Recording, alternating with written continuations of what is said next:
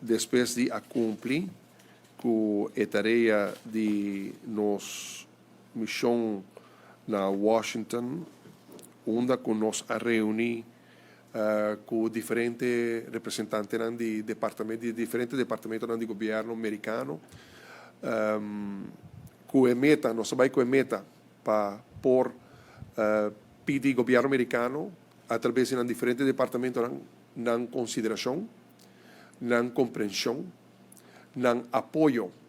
para a petição do governo de Aruba, onde basicamente nos solicita em vista da dinâmica de relação entre o governo de América e o governo de Venezuela, nos países do Caribe não está exento de crise energética e suas consequências para preços altos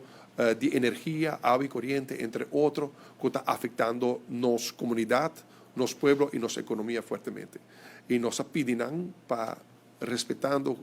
que está a dinâmica de relação entre América e Venezuela, que tem Caribe, não?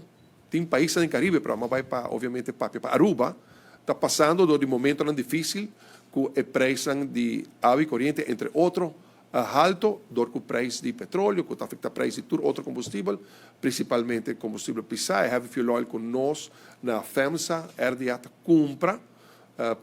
para vender com o web, que se nós logra de por compra heavy fuel oil,